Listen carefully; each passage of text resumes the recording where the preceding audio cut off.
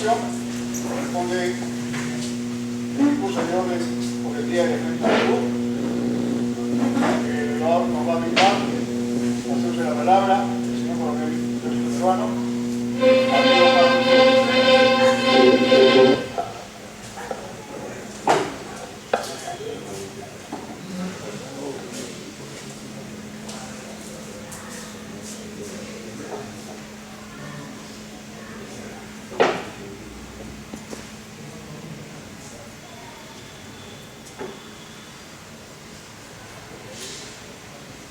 Señor capitán de fragata Marina de Guerra del Perú, Douglas Ferrari Navarro, presidente de la Asociación de las Fuerzas Armadas y Policía Nacional del Perú. Señor teniente coronel Carlos Rubina Burgos, presidente del Consejo Vigilante. Señores Paz presentes en esta ceremonia. Distinguidos asociados, damas y caballeros. El próximo martes 9 de diciembre, la nación peruana celebrará en todo el ámbito de nuestro territorio el 190 aniversario de la gloriosa batalla de Ayacucho. Hito memorable de nuestra historia republicana que brilla tanto o más que la estrella luminosa de nuestro amanecer, y que por su importancia, trascendencia histórica y el rol cumplido durante la campaña libertadora fue establecido como Día del Ejército del Perú. La batalla de Ayacucho no es sino el corolario de la campaña libertadora que se prolongará unos años más, hasta el 2 de mayo de 1866, en que las tropas realistas, las tropas españolas, regresarán a sus tierras para no regresar jamás. Recordemos que la expedición libertadora, comandada por el general don José de San Martín, desembarcó en Paracas el 8 de septiembre de 1820, se incorporaron aquí, en Paracas, numerosos voluntarios pidiendo su alta en el Ejército Libertador. Actitud patriota que el general San Martín en ese momento aceptó y procedió a organizar las primeras unidades peruanas. El 21 de octubre de 1820 decretó la creación de la bandera del Perú y del escuadrón de auxiliares de Ica. En noviembre, los cazadores del ejército, y en enero de 1821, el batallón Leales del Perú y el escuadrón Húsares de la escolta. Luego de la proclamación de la independencia, el 28 de julio de 1821, el general San Martín oficializó la creación del ejército. Celebrar este hito glorioso en nuestro calendario es traer al presente aquellos lugares memorables donde se desarrolló esta cruenta batalla. Allí se eleva el Cóndor Cunca, cual guardián pétreo sobre la inmensa pampa de la quinoa, mudo testigo de aquella jornada violenta. El parte oficial habla de 1800 cadáveres y 700 heridos fue el resultado total. La fuerza telúrica de los Andes se concentró en las fuerzas libertadoras que infligieron una derrota a los realistas. Los hombres de aquellos tiempos lucharon convencidos que la emancipación y la ansiada libertad tenía un costo muy alto y que ésta sería fruto solamente de la victoria. No cabía una derrota porque hubiera valorado las aspiraciones libertarias de todo este subcontinente americano. Ahí estuvieron Sucre, Córdoba, Lara, Lamar y Miller, enfrentando a la Serna, Valdés, Monet, Villalobos y Canterac, y los vencieron. inobjetablemente fue una gran victoria. Al recordar el origen del ejército, observamos que ésta se funde con el tiempo, con las organizaciones pre-incas. Sus bases se encuentran en la tradición guerrera, cuyos íconos pétreos se encuentran en el templo de Sechín. Se enriqueció con el aporte de las culturas Nazca, Moche, Huari, Chavín, Tiahuanaco, y se fortaleció con el desarrollo alcanzado durante el gran imperio de los incas. Si hacemos un recorrido breve e histórico, caminaremos por las tierras del señor de Sicán en Perreñafe, donde descubrieron restos óseos de 7 personajes importantes: el señor de Zipán en Lambayeque, la dama de Cao en La Libertad y las sacerdotisas de San Juan de Moro. Estas revalorizan el rol fundamental que cumplió también la mujer en la organización gubernamental y organización militar de esos tiempos.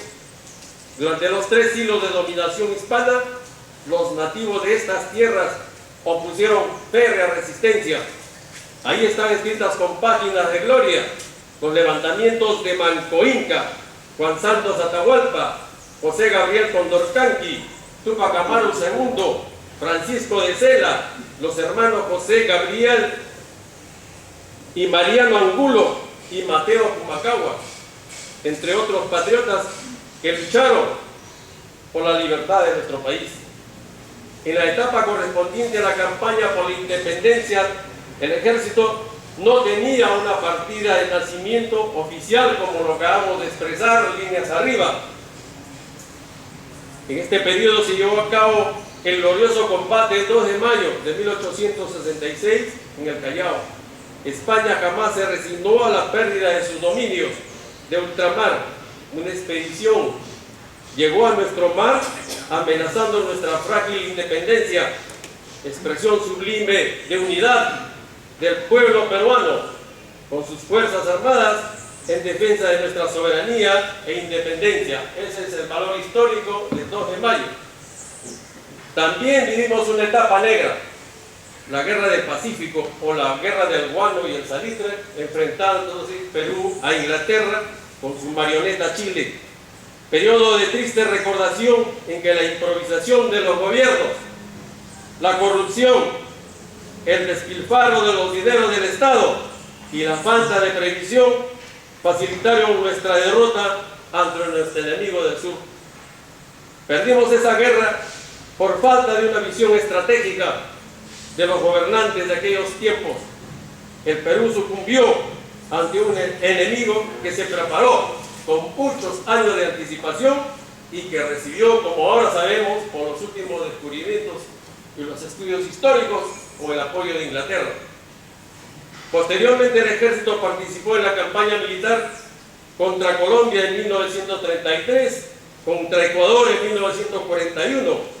Fueron actos valerosos, enmarcados en la defensa de nuestra soberanía e integridad territorial. Luego vendrían las operaciones militares de la Cordillera del Cóndor en 1981 y el Alto Cenepa en 1995. Durante el proceso de la pacificación nacional que vivió nuestra patria en la última década del siglo XX, la adhesión, el ejército, junto con la política estratégica del gobierno, buscó en primer lugar la adhesión de la población y la unificación de los servicios de inteligencia para luchar contra este flagelo social que amenazó la estabilidad de nuestro Estado. En base al trabajo coordinado con los otros institutos de las Fuerzas Armadas, Policía Nacional y comités de autodefensa, se logró derrotar a estas organizaciones subversivas que aún persisten, como todos sabemos, en el PRAE. Hemos realizado una apretada síntesis, señores asociados, de la historia del ejército, que abarca casi 3000 años. ¿Y cuál es la finalidad?, se preguntarán ustedes. Primero, sobre las bases sólidas ancladas en el devenir de la patria, reflexionar sobre el importante rol que ha cumplido y cumple el ejército en nuestra sociedad y el que cumplirá en este siglo XXI. Por otro lado, tener presente que hubo etapas en que nuestro ejército se ha movido de manera pendular entre momentos de gran fortaleza en su equipamiento, preparación y entrenamiento de sus fuerzas, a diferencia de otros periodos en que hubo falta de una visión geopolítica, desidia, improvisación, recortes presupuestales, malos salarios y pensiones congeladas para su personal, indiferencia y apatía del poder político. Ejemplos hay muchos. La etapa anterior a la guerra con Chile y esta última etapa que estamos viviendo actualmente, señores. Han transcurrido 190 años de aquella jornada patriótica. Ayacucho sigue siendo la estela que ilumina el accionar de los hombres del ejército, el ejemplo para las generaciones venideras, que hoy continúan con esa responsabilidad enfrentando a los enemigos de nuestra patria. Ayer se luchó por poner fin a la dominación española de 3 siglos en nuestras tierras. Luego, para consolidar sus fronteras y finalmente para lograr la pacificación nacional. Hoy, los retos son más grandes, involucran al Estado mismo y a sus Fuerzas Armadas, obedecen a una serie de amenazas que se ciernen sobre nuestra patria. ¿Y cuáles son? El terrorismo, la delincuencia organizada transnacional, el tráfico ilícito de drogas, la corrupción, el lavado de activos, la pobreza extrema y la exclusión social, además de los desastres naturales, la enfermedad del SIDA y el deterioro del medio ambiente. En este siglo XXI, considerado como el de la era del conocimiento y del desarrollo tecnológico, el gobierno tiene la urgente responsabilidad de proporcionar las condiciones de equipamiento y preparación, y el comando del ejército la de conducir los destinos de nuestra institución, asignada en las mejores condiciones de preparación y equipamiento, tal como expresa la actual visión de nuestro ejército, que dice: ejército disuasivo, reconocido, respetado e integrado a la sociedad. Ayacucho no es solo una victoria por la libertad. Ayacucho es más que ello. Es una página de importancia vital y significativa en el libro de su historia institucional y nacional. Ayacucho fue el bautizo de fuego que recibieron las primeras fuerzas nacionales organizadas frente a las fuerzas enemigas de la libertad. Ayacucho es la herencia guerrera que hoy luce con orgullo nuestra institución en pleno siglo XXI. Señores, queda pendiente aún que el gobierno cumpla con sus promesas de mejorar las pensiones para el personal en retiro, reconocer el trabajo realizado por sus veteranos, quienes después de haber entregado toda una vida de sacrificios, enfrentando principalmente al flagelo terrorista, somos hoy, en el presente, los grandes marginados, los olvidados, diríamos hasta rechazados. No seremos más mendigos en esta tierra de promisión, que es pasto de los tiburones de la corrupción, que hoy campea en nuestra sociedad. ¿Hasta cuándo esperaremos que la justicia realmente se imponga y se reconozca el valor de los soldados y policías veteranos que sí se fajaron por defender los valores éticos y morales de nuestra nacionalidad? Nuestro homenaje a todos los integrantes del ejército, sus familiares, sus viudas y discapacitados que se encuentran en diferentes regiones de nuestro país. Este 9 de diciembre, un feliz día para todos los integrantes de esta institución, especialmente para aquellos que combaten en el BRAE contra el narcosenderismo homicida en nombre y defensa de nuestra querida patria. Señores, ¡viva el ejército! ¡Viva! ¡Viva el Perú! ¡Viva!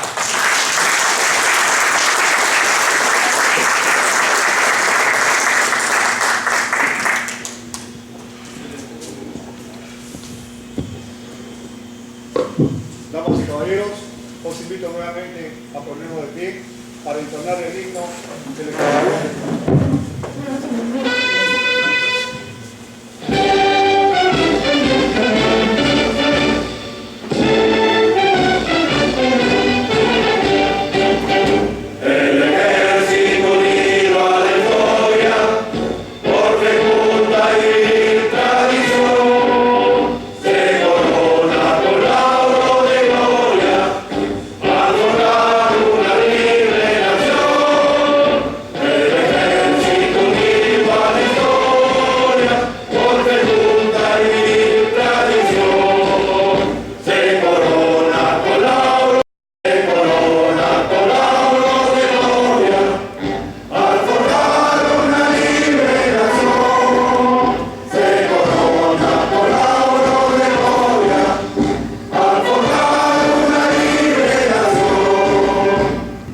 ¡Viva el Ejército del Perú! ¡Viva! Por favor, tomar asiento.